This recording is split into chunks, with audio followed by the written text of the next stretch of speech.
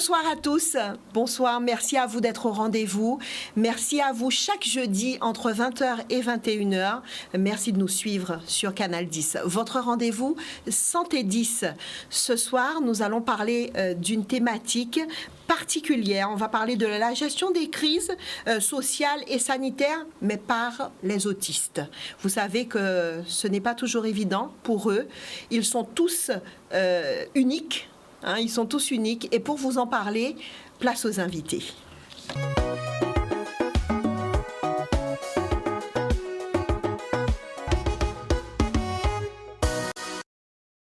Quelles sont les difficultés que rencontrent les autistes face aux crises? On dit les crises parce qu'on parle de la crise sanitaire, mais on parle aussi de la crise sociale qu'on vient de rencontrer. Pour nous en parler, on a la chance et le privilège d'avoir avec nous Francis Bertelli. Bonsoir. Bonsoir, bonsoir Brigitte, bonsoir à tous. Merci d'être là, Francis. Francis qui est la maman de Marvin, un jeune adulte autiste. Je fais attention, je dis bien adulte. Ah bah oui, il a 30 ans. Oui, et puis de temps en temps, il nous rappelle qu'il est adulte. Voilà. Juste à côté de vous, Francis, Anani Angela, qui est psychologue. Bonsoir, Angela. Bonsoir. Merci d'avoir répondu une fois de plus à notre invitation. Avec plaisir. On a avec nous Monsieur Demille Patrice. Bonsoir. Bonsoir. Vous êtes le papa de Saoudi, qui est juste à côté de vous, qui est un jeune adulte autiste. Bonsoir Saoudi. Bonsoir. Merci d'avoir répondu à notre invitation. C'était très très important qu'un autiste puisse parler au nom des autistes. Donc vraiment, merci d'avoir répondu à cette invitation. Merci beaucoup, de rien. Alors, il est question de parler des autistes en général parce qu'il est très, très compliqué pour eux de comprendre, de vivre dans cette situation dans laquelle nous sommes. Alors, depuis 2 ans maintenant, on parle de crise sanitaire, et puis depuis quelque temps, le retour de cette crise sociale. Angela, vous qui êtes psychologue, c'est déjà pas évident pour nous qui sommes, entre guillemets, des personnes dites normales. Donc, qu'est-ce que ça doit être pour ceux qui ont des troubles du comportement? Très difficile. Très difficile pour tout le monde, en fait. Ce climat anxiogène, il a atteint tout le monde. Là, il n'y a plus de normalité, en fait, pour tout un chacun. Et c'est vrai que c'est compliqué pour des individus qui ont un programme, qui ont une routine. Et cette routine est importante. Elle doit être présente dans le quotidien, comme son nom l'indique, pour pouvoir un peu organiser les choses et organiser, comment dirais-je, leur façon d'être au monde. Ils ont besoin d'avoir des choses bien canalisées. Et mais là, avec tout ce chambardement, eh bien, comment dirais-je, cet environnement qui est rassurant, il vole en éclats. Et donc, ils prennent de plein fouet tout ce climat anxiogène parce qu'ils n'ont plus leur protection habituelle, d'un point de vue psychique, d'un point de vue social, d'un point de vue santé aussi, physiquement aussi. Il y a des soins qui sont importants et qui doivent être quotidiens et qui ne se font plus. Et donc tout ça est très très très compliqué pour les personnes atteintes de ce trouble, mais malheureusement, j'ai envie de dire pour tout le monde. Pour tout le monde. Pour tout le monde, parce qu'ils sont aussi en famille, ils ne sont pas isolés quelque part dans la pampa tout seuls. Donc les familles souffrent également de cette situation et c'est vraiment compliqué et dommageable pour tout le monde. Saoudi, je rappelle, pour ceux et celles qui nous regardent, vous êtes un jeune autiste. Comment ça s'est passé? Comment vous avez accepté cette crise sanitaire déjà? Et puis ensuite, on parlera de la crise sociale. Quelles sont les problématiques, le ressenti? Expliquez-nous un petit peu.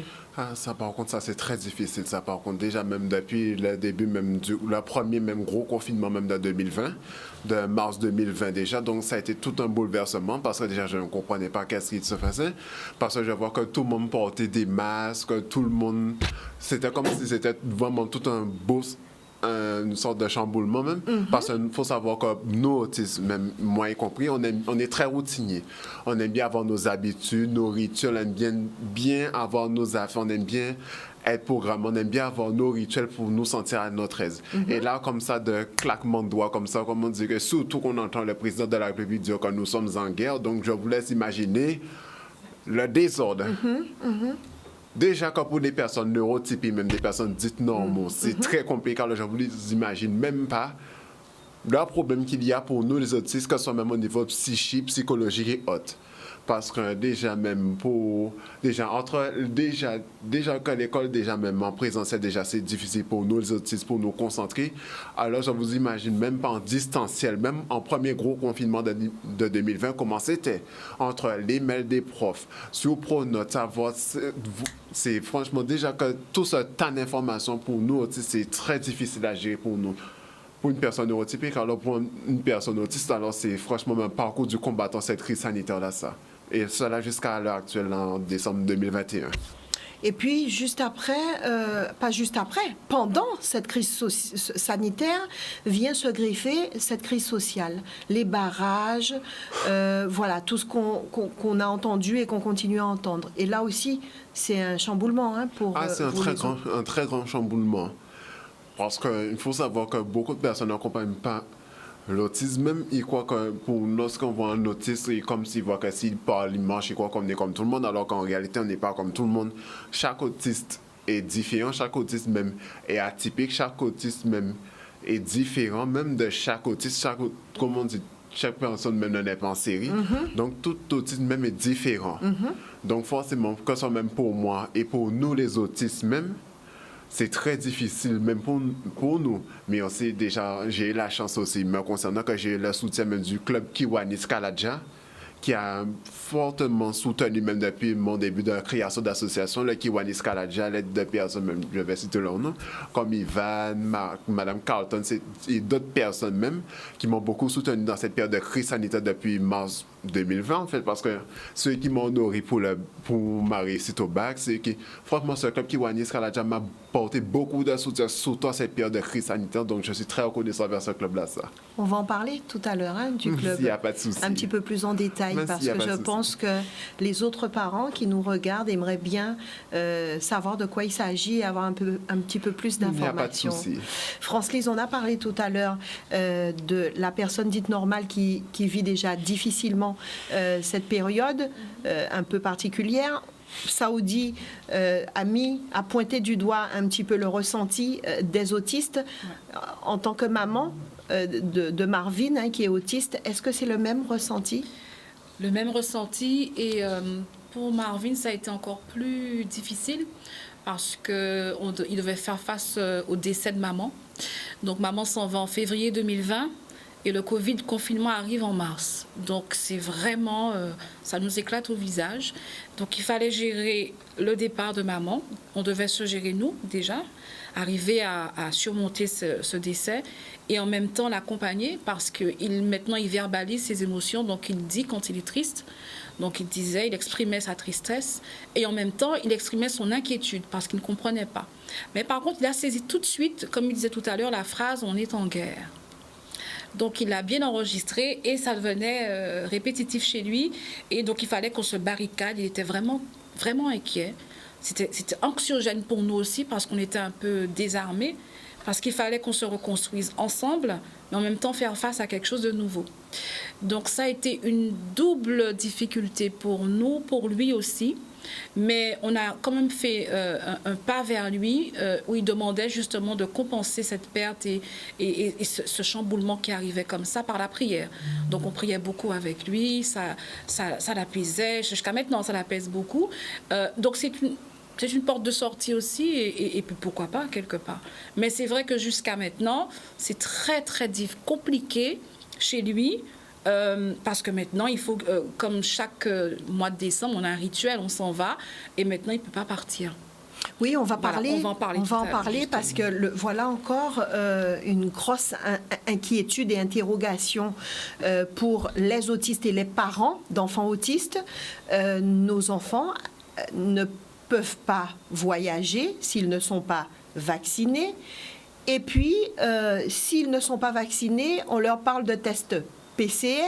On ne peut rien mettre dans le nez de ces enfants-là. Comment faire? Est-ce que le test salivaire... En fait, c'est très compliqué. Et je suppose que c'est de ça que vous vouliez nous parler, France-Lise, Oui. de cette complication qui vous empêche de voyager avec Marvin. Tout à fait, parce qu'en fait, là où ça devient compliqué, c'est que ce test salivaire, qui s'appelle EasyCove, en fait, c'est une petite pipette qu'on met sous la langue. Mais aller mettre ça sous la langue d'un enfant autiste, Non.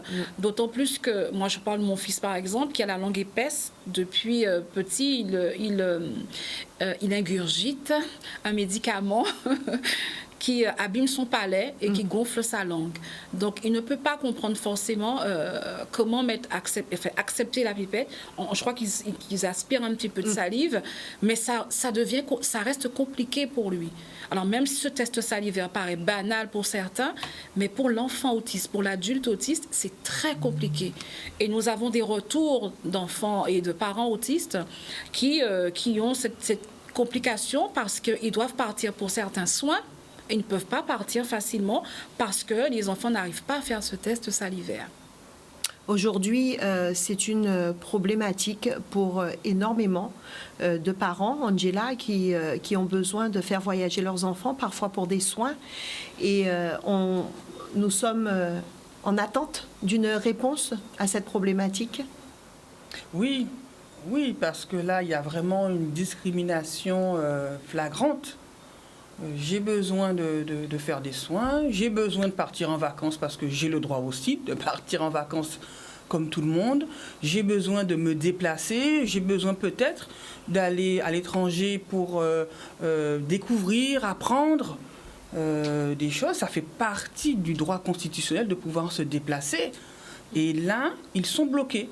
Pour l'instant, en tout cas, et vraiment, il faut que les autorités trouvent une solution, permettent à ces personnes qui ont une particularité, parce que beaucoup d'entre eux ont cette hypersensibilité qui fait qu'au niveau sensoriel, ce qui peut être anodin pour Monsieur X ne l'est pas du tout pour eux. Et puis, il y a des degrés divers. Hein. Il y en a pour qui c'est vraiment douloureux. C'est même pas désagréable. C'est douloureux.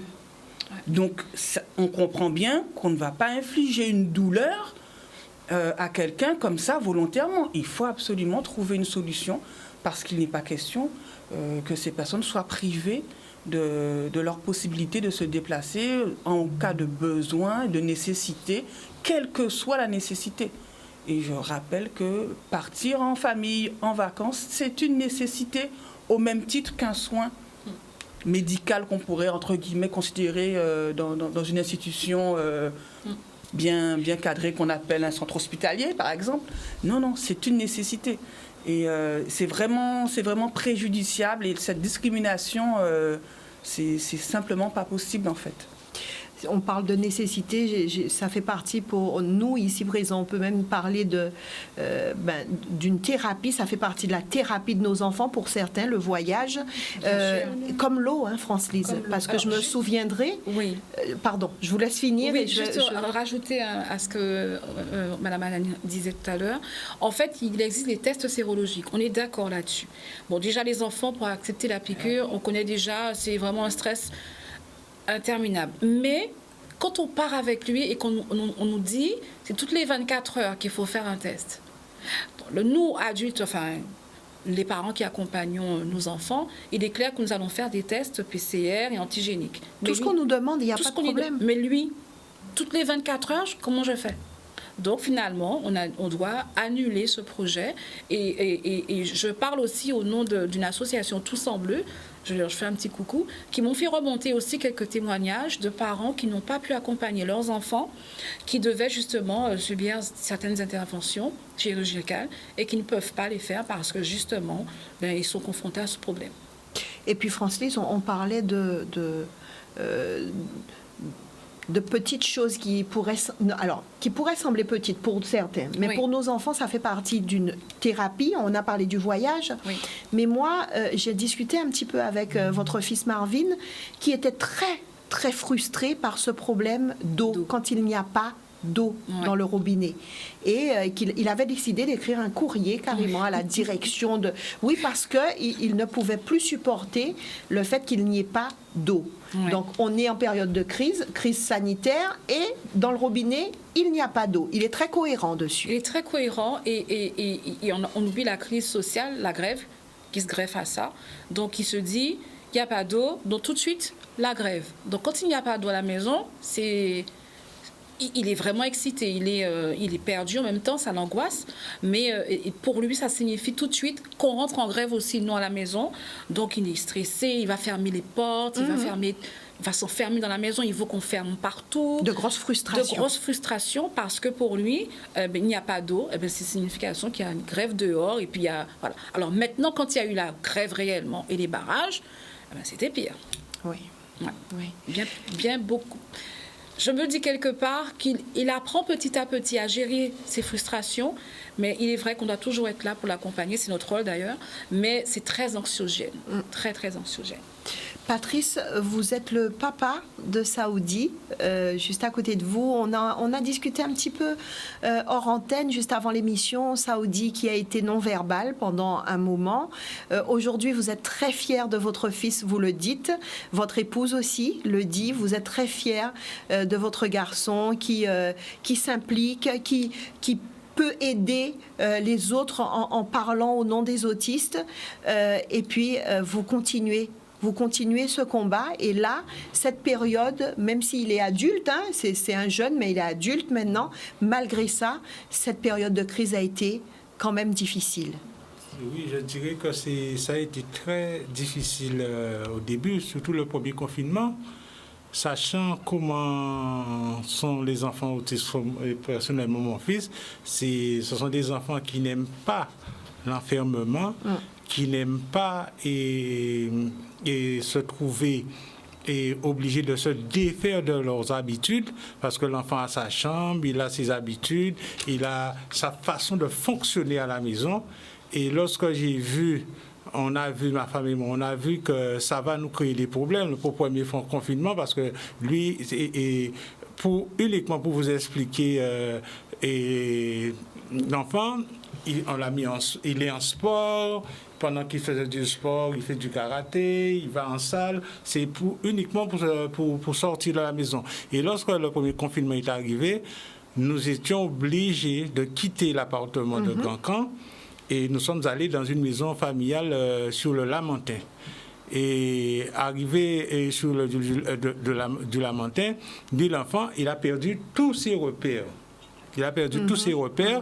Et là, pourtant, il était déjà en terminale. Il a perdu tous ses repères.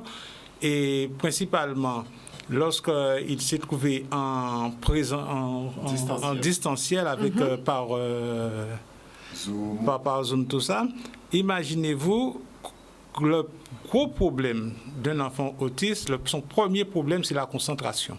Ah oui. C'est le problème numéro 1 d'un enfant autiste, c'est la concentration. Pour se concentrer, déjà, la difficulté que l'enfant a pour se concentrer en présentiel, c'est-à-dire avec le professeur, quand il est dans le cours, c'est très difficile pour un autiste de se concentrer pour suivre un cours au moins d'une heure de temps. Alors imaginez-vous le travail qu'on avait à faire à la maison pour le faire rester seul derrière un ordinateur pour prendre des cours. Pendant un certain nombre de temps. Et c'est de là que je dis que tout a été très difficile pour lui, on a vu ça. Et c'est pour ça que je dis que les enfants autistes, on n'a pas parlé tellement dans cette crise sanitaire. Voire pas du tout, excusez-moi, voire pas du tout. Mais il y aurait dû prendre des dispositions concernant ces enfants. Et principalement, on les a complètement oubliés dans cette crise. Déjà, au niveau de leur scolarité, au niveau de leur santé, pour leur suivi. Et de leurs besoins. Et de leurs besoins. On n'a pas parlé de tellement. Là, je vais m'arrêter là, et puis si ça... Oui, et si Saoudi peut compléter hein, ce que son papa disait, voilà cette impression d'être oublié, Saoudi, parce qu'on on a des troubles du comportement, on a besoin de certaines choses, d'autres n'en ont pas besoin, et pourtant ça peut être vital pour certains autistes, et personne n'en parle, on a l'impression d'être oublié. Moi, je ne dirais pas qu'oublier seulement, c'est plus une sensation d'être marginalisé. Moi, je dis les choses franchement, moi, je suis très franc. C'est même pas, si c'était mis d'un côté seulement, mais moi aussi, être marginalisé, nous les autistes, c'est comme si nous, depuis cette crise sanitaire-là, en tant que nous les autistes, on nous oublie, on est des marginaux, notre avis, même si on ne parle pas, on n'a pas notre mot à dire sur cette crise sanitaire-là, ça. Et surtout, comme mon père l'avait souligné il y a quelques instants, c'est que nous, les autistes, déjà, il y a certains professeurs, même que je l'ai dit actuellement, même depuis que le sort distanciel, ils ne comprennent pas que nous, les autistes, de se faire que rester. Déjà que c'est très difficile pour nous de rester en présentiel. Comme si rester en présentiel, rester concentré pendant 1 heure, 2 heures de temps, alors je vous imagine même pas la galère déjà qu'on a derrière un ordinateur, derrière un écran. La concentration, les maux de tête, les brûlures aux yeux, je me souvenais, même j'ai failli demander à ma maman de voir un ophtalmologue tellement j'avais les yeux tellement rouges, je croyais que j'allais même failli devenir aveugle, tellement même c'était une concentration tellement énorme, tellement douloureuse pour nous les autistes même. Mais certains mêmes enseignants, même du corps enseignant, même en présentiel distanciel, ne comprennent pas cette souffrance que nous, on a, nous, autistes. Et pour eux-mêmes, quand on dit ça, c'est comme pour nous, comme si nous, on joue le rôle de victime, comme si on cherche à se victimiser, on cherche à tout prix à se on cherche toujours comme si c'est nous les victimes, comme si c'est nous, on doit se laisser dans notre merde. Et si on se casse, excusez-moi du terme, si on se casse la gueule, on se casse la gueule et on s'en fout. Personne ne va vous ramasser de toute façon. On vous laisse pour vos parents et on va se débrouiller. Francis, je sens que vous écoutez avec beaucoup d'attention Saoudi et surtout, vous comprenez tellement ce qu'il est en train de dire. Là, j'ai la casquette de la maman de Marvin, mais aussi de l'enseignante. Et j'entends très bien ce qu'il dit. Et c'est vrai que des fois, on n'a pas cette distance parce que nous-mêmes, en tant qu'enseignants, on a cette angoisse aussi. Parce qu'il ne faut pas croire, on n'a pas l'élève en face de soi. C'était du virtuel. Il faut compenser plein de choses. Il faut synthétiser les cours.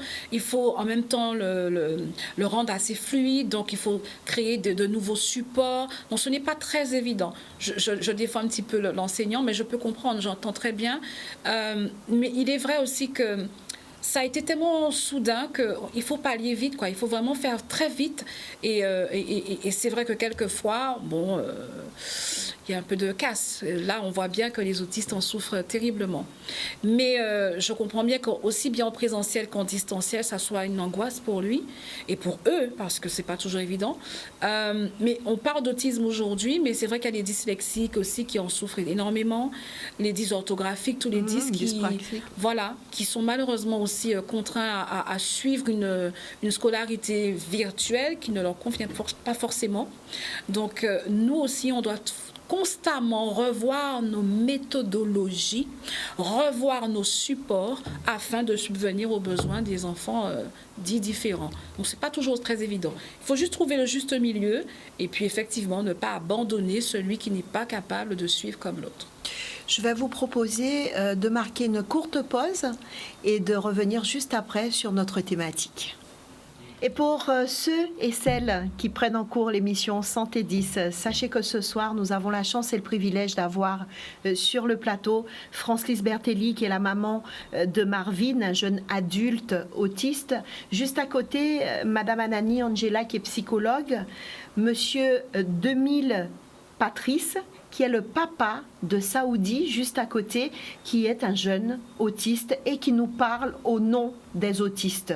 Comme il l'a dit en première partie d'émission, il peut dire ce qu'il ressent, mais il utilisait en phrase qu'elle nous a dit en l'eau en créole, nous pas fait en série, et il a expliqué que ça valable aussi pour les autistes.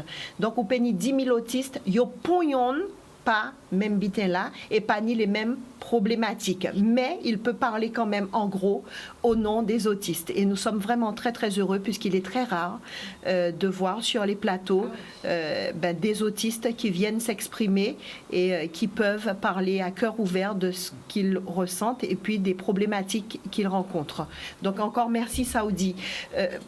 Patrice, vous êtes le père de Saoudi. Est-ce qu'on peut rapidement, je sais que ce n'est pas la thématique, mais il faut que les gens comprennent parfois que pour arriver jusque-là, puisqu'aujourd'hui on parle de fierté, Saoudi est un jeune qui a réussi au niveau de sa scolarité, il continue, il est là, il discute avec nous, mais pour arriver jusque-là, cela n'a pas été chose facile. Avec votre épouse, vous avez fait de gros et de grands sacrifices.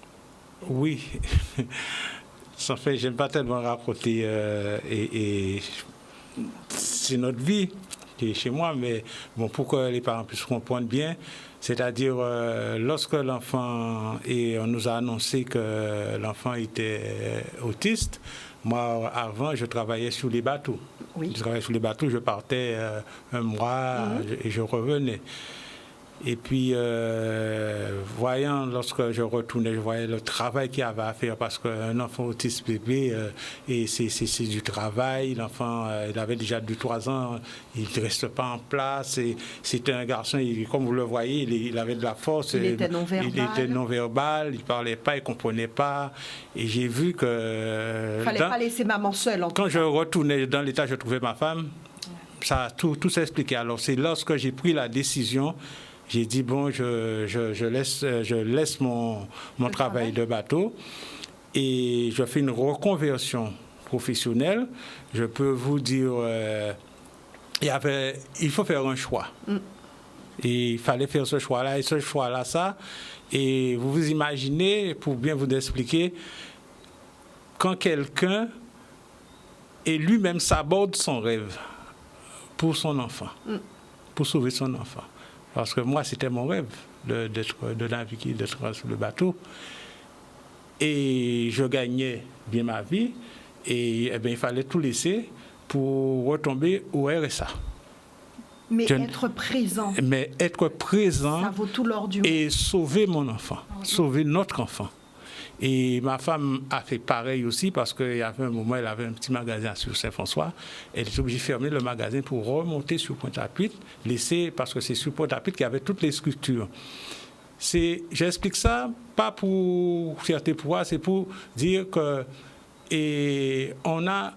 beaucoup de parents, et c'est pour entendre, parce qu'il y a beaucoup de jeunes mamans maintenant qui ont des enfants autistes, qui prétendent que il n'y a pas de combat perdu d'avance avec les enfants autistes. Il y a ceux qui iront plus vite que les autres. Mais en poursuivant les enfants. Parce que moi, lorsque les médecins nous ont dit que l'enfant autiste, on allait le mettre à l'école, ils nous ont dit que l'enfant, on n'a aucune chance qu'on prenne l'enfant à l'école. C'est même pas la peine. L'enfant ne parle pas, il est haché. Et c'est à ce moment qu'on a dit, on a pris toutes les décisions, on a dit que l'impossible est possible. Et lorsque les médecins nous ont dit qu'il n'y a pas de chance, ce n'est pas à dire que je mets en doute leur incompétence. En voyant l'enfant, ce qu'il faisait, ils avaient raison. Parce que moi, même si j'étais médecin, j'avais vu un enfant comme ça, tu l'amènes à l'école, pourquoi? Eh bien, c'est comme ça qu'on a travaillé avec l'enfant, on a fait tout ce qu'on pouvait faire. On a suivi et dans le CAMS, le CICAS, et il y a quelque chose que ma femme a fait qui était extraordinaire ici. On a dit à ma femme, depuis qu'elle avait fait ça, que toutes les mamans le font. Lorsqu'on partait avec l'enfant pour aller le faire des psychomotrices et tout ça, les parents restaient dans la salle et on partait avec l'enfant.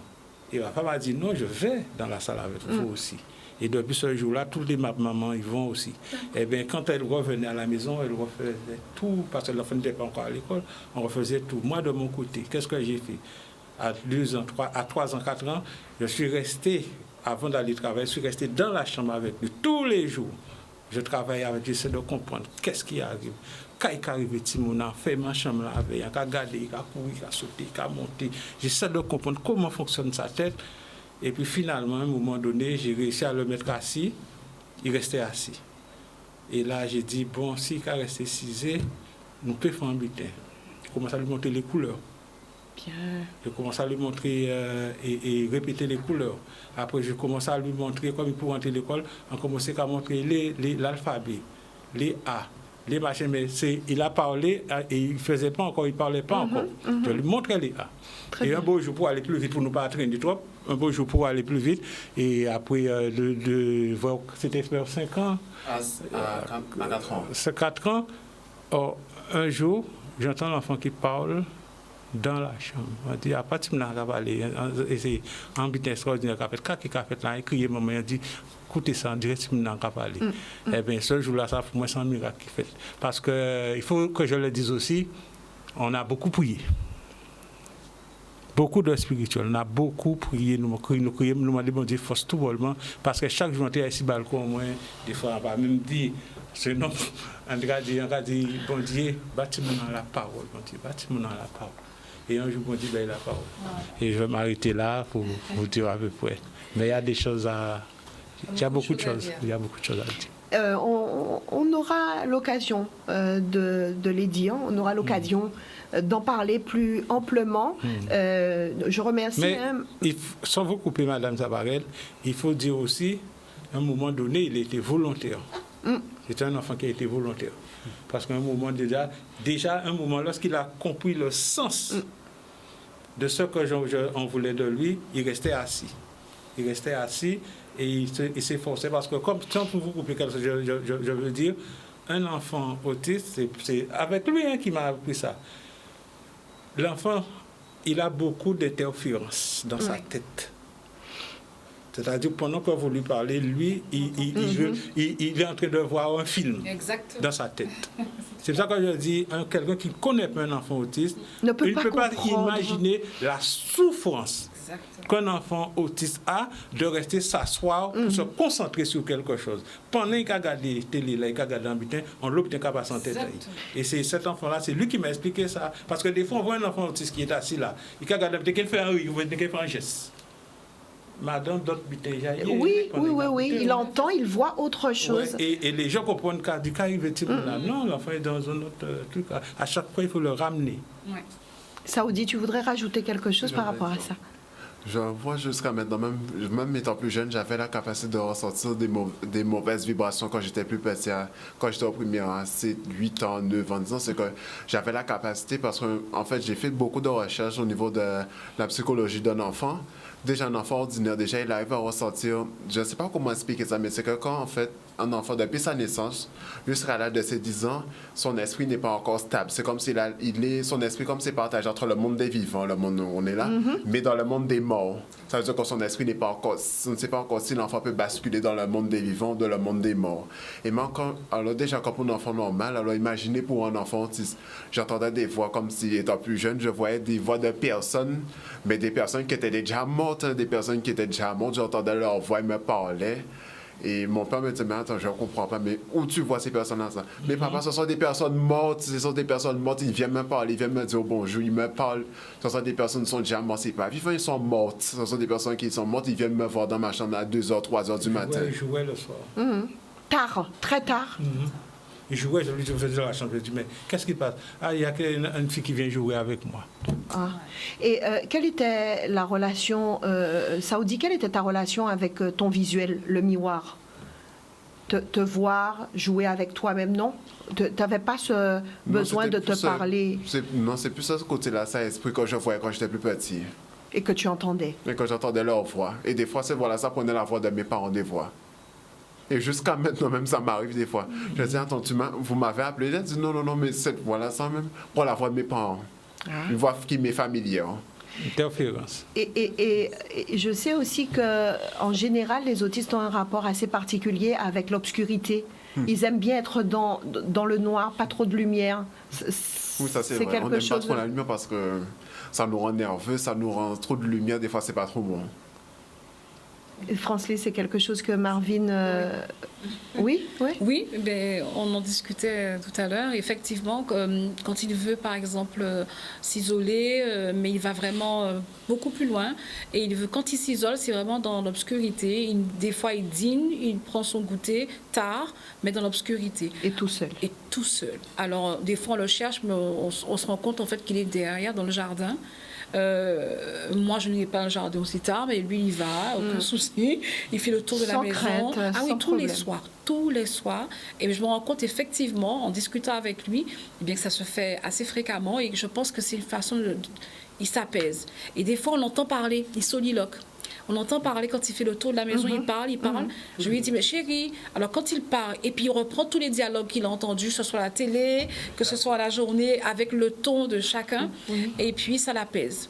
Et pour revenir un petit peu à la gestion de la crise sociale et sanitaire, ça l'a beaucoup aidé. Parce que quand il voyait parce qu'il regarde la télé, il regarde les nouvelles. Quand il voyait chaque fois qu'il y avait un barrage, il y avait quelque chose, eh bien, il s'isolait et il reprenait le dialogue. Quand j'entendais crier, je lui disais, chérie, viens, rentre à la maison. Et alors, j'instaurais le dialogue pour lui expliquer, t'inquiète pas, nous sommes là. On est avec toi pour le rassurer. Et ça va aller, maman. Mais on le voyait physiquement même que ça...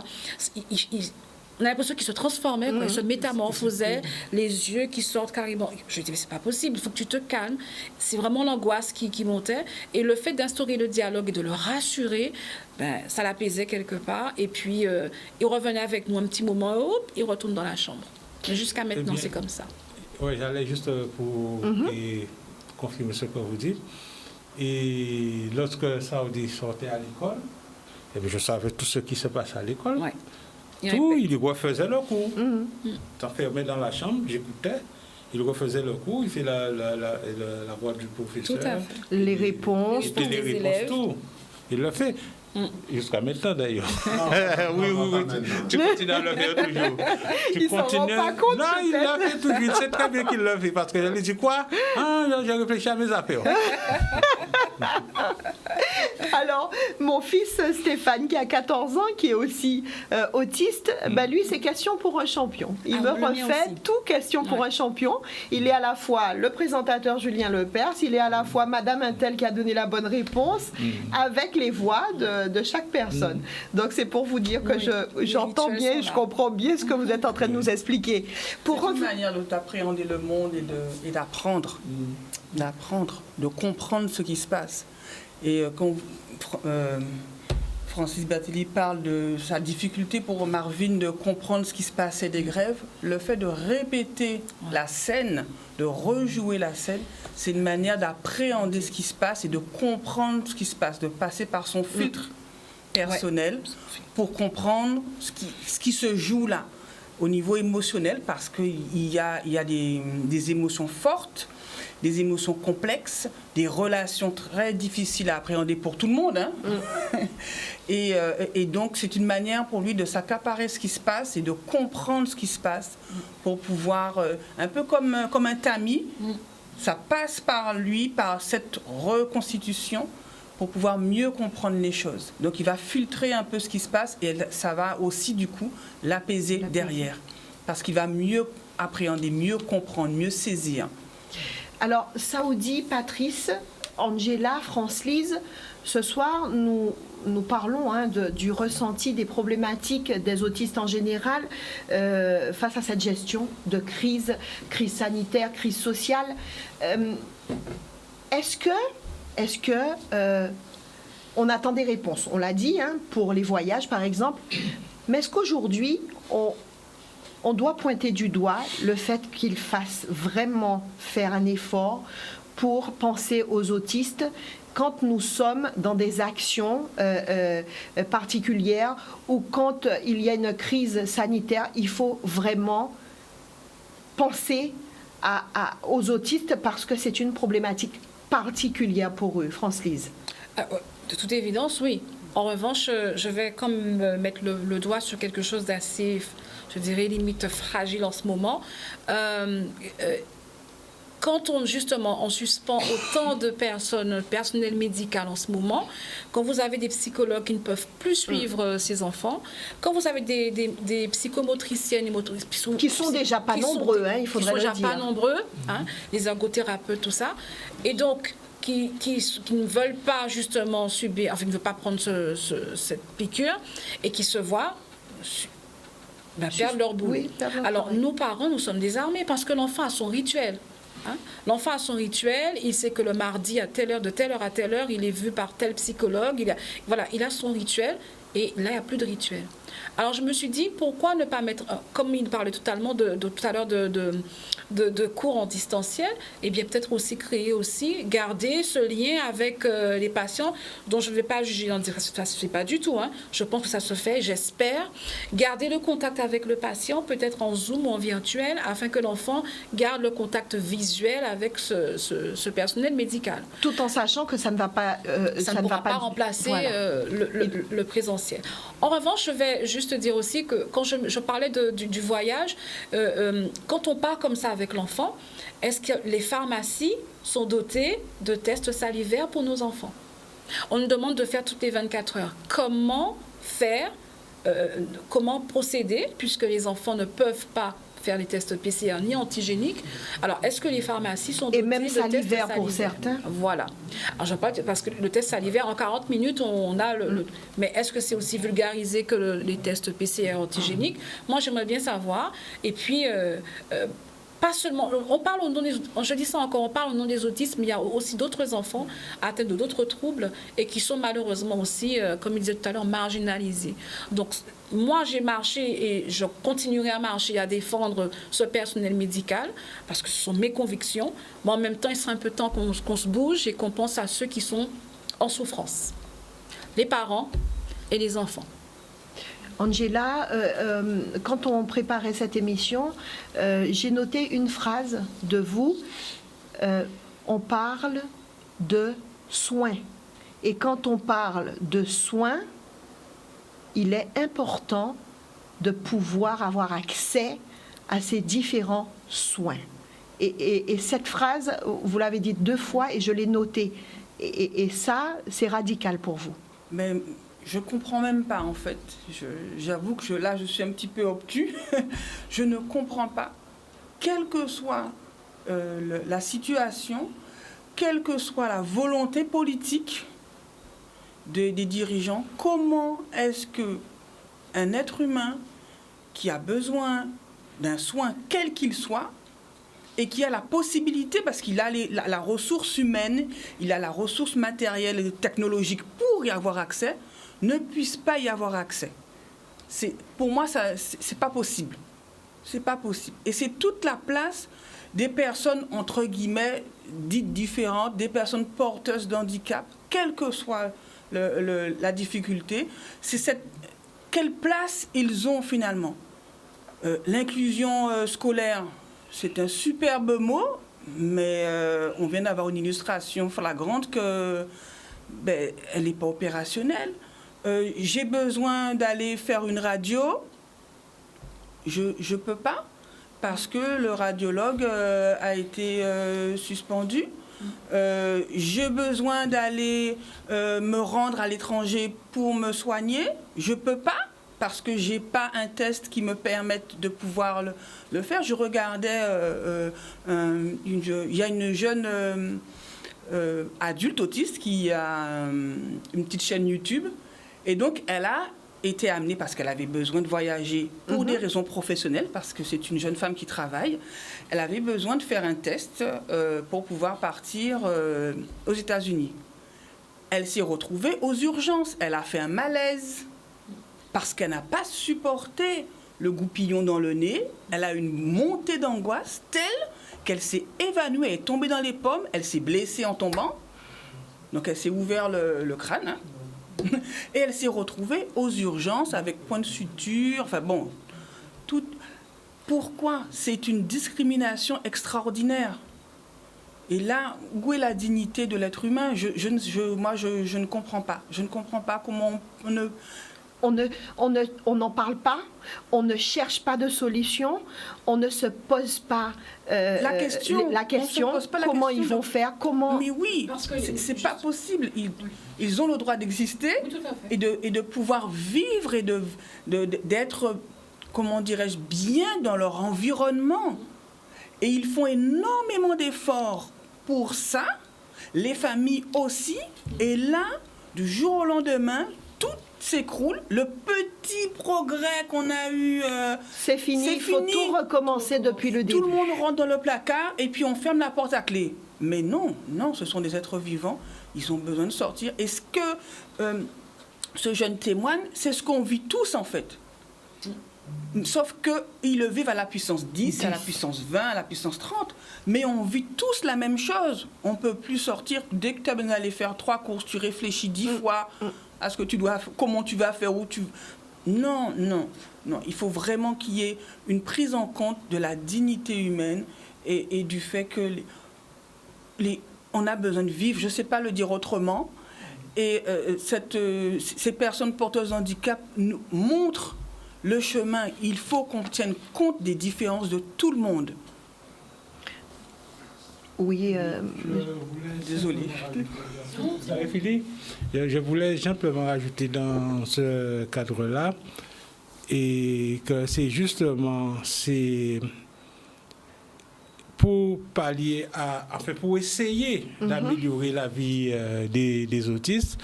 Je l'ai peu devancé, mon fils avec l'association et le club Kiwanis Kaladja, c'est justement, ils ont pris une décision pour que les autistes eux-mêmes puissent prendre des choses à bras le corps, pas pour repousser les autres associations qui existent, qui font un travail fondamental, déjà sur le terrain, mais cette fois-ci, ce sont les autistes. Par exemple, dans un cas comme ça, l'association des autistes, ils vont monter au créneau. Et parler de leurs problématiques. De leurs problèmes. Pas que les gens ils vont parler pour eux. Ils vont se regrouper, ils vont monter à... Comment on a l'école là, ils vont au rectorat et ils vont faire leur doléance. Et je vais le laisser parler de oui, parce qu'on voulait un petit peu, Saoudi, que tu puisses nous présenter le club, que tu puisses nous dire un petit peu l'association, en fait, de quoi il s'agit. Déjà, je dirais que je ne serai jamais lassé de remercier le club le Kiwanis Kaladja, parce que c'est grâce à eux que si toute l'association de nous les autistes, en tant que pour nous les autistes, c'est monté, qui est leur regard d'autiste. C'est leur regard d'autiste, c'est le regard que la société pose sur l'autisme, sur nous les autistes, pas que la société, mais sur le regard que nous-mêmes autistes nous posons. Et le regard même, c'est un regard même qui est très grand, très vaste, qui concerne l'association. Et aussi, comme on dit aussi, ça n'a pas été facile aussi pour monter aussi, surtout avec cette période de crise sanitaire, les barrages, tout ça, c'était pas facile. Parce que je me souvenais qu'il y a à peine 2 semaines, 3 semaines, parce que comme tout ça fait par voie numérique, tout ça par les sites dément simplifiés, tout ça et autres, tout le monde avait signé. Mais le seul problème par rapport, comme c'est le dossier, tout ça, par rapport à ça, on est obligé de tout recommencer. Donc j'ai demandé à ma belle-sœur, est-ce qu'on peut refaire tout un dossier. Donc c'était franchement même un parcours du combattant, ne serait-ce que pour les réunions, inviter tout le monde. À leur confinement, même qui arrive à grande vacances de 2021, les imprévus, des personnes même qui avaient contracté le Covid. Donc franchement, même la création de ce dossier, même c'était pas chose facile. Donc, mais aussi, même grâce à ça aussi, mais quand même, grâce au club Kiwanis Kaladja, mon dossier, notre projet, je ne dirais pas mon projet, parce que j'espère que le seul autisme, mais notre projet pour nous autistes a pu arriver à bout. Et je remercierai très infiniment le club Kiwanis Kaladja. Et cette idée d'association, vous savez comment c'est venu? Comme il aime, parce qu'il n'a pas tout dit, c'est quelqu'un qui lit beaucoup. Bien. Et c'est quand parce qu'il a rencontré des difficultés à un moment donné au collège, et c'est à ce moment que je suis parti avec lui à la librairie, et je lui ai fait lire, on a fait des livres des enfants qui ont rencontré des difficultés, et le livre de Malala, par exemple. Salif Keita. Salif Keita. Et Nelson Mandela, des gens qui ont souffert dans leur vie. Et je lui ai fait lire tous ces livres-là, ça. Et à un moment, il a essayé de regarder, il regardait les informations. Et chaque fois qu'on parlait d'autisme, il venait, il regardait et il partait. On a dit, mais pourquoi tu parles? Il m'a dit, mais c'est toujours les gens qui parlent de nous, jamais, et on ne voit jamais l'autisme. Je lui ai dit, mais tu es autiste. Tu as la chance, le Dieu t'a donné la chance d'être verbeux. Eh bien, vas-y toi. Et organise-toi avec tes amis autistes, parce qu'il était encore dans le centre, vous vous regroupez et vous faites monter votre association. C'est ce qui se passe. Et c'est juste formidable, vraiment. C'est juste formidable, oui. Juste un petit souci. Juste un souci, mais c'était juste, je dirais même, aussi le début, même quand tu avais dit c'était pas au collège, c'était plus en seconde, ça a commencé même le projet de l'association. C'était pas. J'avais déjà fini avec le CSA, tout ça, c'était. Je me souvenais, c'était un matin. Je me souvenais comme si c'était un week-end, un samedi matin en plus de ça. On avait écouté les informations, on avait dit, ah bon, il y a une conférence qui parle de l'autisme. Donc j'ai dit, ah papa, pourquoi on n'irait pas là, juste par curiosité. Pourquoi? Et c'est là, comme là aussi, que mes vrais débuts ont commencé avec l'inspectrice d'académie, Madame Strozik. Et comme par exemple, c'était assise à côté de nous, auprès de mon papa et moi, et aussi avec ma maman, c'est là aussi qu'elle a dit, ah oui, un jeune, tout ça, et c'est là que franchement, même tout le début même d'un grand parcours, même d'une grande création a commencé sans même que je le sache. C'est-à-dire, il a pris la parole. Il a pris la parole, c'était à l'université. À Fouillol. À Fouillol, il a pris la parole, on parlait de l'autisme et il était là. Il a demandé la parole. Très, très bien. Oui, parce que lui, il maîtrise le sujet mieux que quiconque et il sait de quoi il parle. On va revenir sur le sujet de l'autisme parce qu'on a encore beaucoup de choses à dire. Moi, avec Saoudi, j'aimerais énormément discuter de ce qui peut se passer dans la tête d'un autiste à certains moments précis. J'aimerais parler de... comment ils entendent les choses, parce que parfois ils entendent bien plus fort que nous. Plusieurs bruits peuvent créer une angoisse pas possible. Le volume de la musique ou de la radio, ça peut créer des angoisses. En fait, j'aimerais parler de plusieurs sujets et avoir Saoudi avec nous. C'est que du bonheur, parce que comme il le dit souvent, personne ne peut parler de nous mieux que nous. Merci Saoudi d'être passé ce soir, partagé avec les téléspectateurs de Canal 10. On va faire un petit tour rapide pour un petit mot de la fin. France-Lise? Eh bien, je garde espoir. Quand on a dit en créole, on parle l'espoir mal papaye et on savait nous qui arriver ensemble. Alors, j'ai envie de dire, en cette fin d'année où on attend des cadeaux, mais moi je pense aux personnes qui ont été suspendues et aux mamans suspendues qui ont des enfants autistes aussi. Je leur souhaite beaucoup de courage, beaucoup d'amour. Et si nous pouvons buter ensemble, il faut nous faire ensemble pour petit en nous et pour la Guadeloupe avancer. Il faut avancer. Merci France-Lise. Angela? Eh bien, aujourd'hui, on a vu ce que la force de l'amour pouvait faire. Un papa, une maman qui se sont levés et qui ont permis à leur enfant d'évoluer. Et cet enfant leur a permis aussi à eux de bouger. Donc, vive l'amour. Partager. C'est vrai que c'est très difficile la situation actuelle, mais il ne faut pas qu'on oublie notre cap. C'est l'amour et encore l'amour. Et il n'y a pas plus belle force que ça au monde. Donc on va y arriver. Malgré les embûches, on va y arriver. Merci Angela. Patrice? Moi, c'est la seule chose que je peux dire à tous les parents d'enfants d'autisme.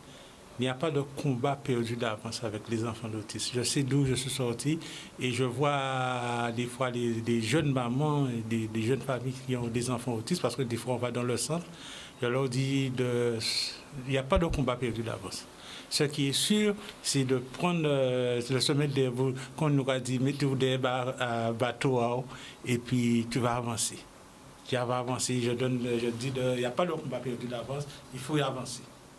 Merci beaucoup, Patrice, et merci de saluer pour nous votre épouse, à qui on dit bravo aussi, parce qu'elle a énormément donné, elle continue à énormément donner. C'est pas fini, madame. C'est pas fini. Avec les enfants aussi, ce que je peux rajouter, vous le voyez parler là? Il est autiste, c'est son état d'être autiste, il restera toujours un enfant autiste. C'est la seule chose, il va s'améliorer pour essayer de se socialiser et de rentrer dans la vie qu'on dit, puis il peut enclencher aussi ensemble tout le monde. Et ça, c'est notre travail, les parents. La société aussi. Et de la société. Voilà. Saoudi? C'est pour dire aussi, c'est qu'aussi, c'est pas, comme on dit, pas rentrer ensemble contre tout le monde, mais c'est aussi que la société doit faire l'effort, c'est pour accepter les différences. Parce que tout le monde, on peut pas être, faut savoir même qu'on peut pas être s'enclencher comme tout le monde, non. Chaque autiste est différent, chaque personne, on doit accepter beaucoup les différences. Surtout dans la culture, surtout dans notre île en Guadeloupe, où les différences même sont très mal perçues, sont très mal vues. Il y a tout un combat qui doit se faire au niveau des différences. Merci Saoudi, merci à tous. On arrive à la fin de l'émission. Je m'excuse près de mon collègue qui est juste après nous, mon collègue de Zone Rouge, puisqu'on a dépassé un petit peu sur le temps. Simplement vous dire, chers téléspectateurs, que nous sommes vraiment très heureux que vous nous ayez suivis ce soir, comme chaque jeudi entre 20h et 21h. Permettez-moi de remercier Jordan ce soir à la réalisation. Et puis, pour finir, Gis Dizot, a pas toujours les autres pour adapter yo à ça qui a fait, à ça qui n'y en société là. À pas les autistes qui adaptent yo, ces autres pour adapter les autres aussi à yo et à différence à yo, essayer de comprendre différence à yo et faire éveil yo. Voilà, vous savez, ça n'arrive pas qu'aux autres. Je dirais juste ça. Très belle soirée à vous, en suivant bien sûr les programmes de Canal 10.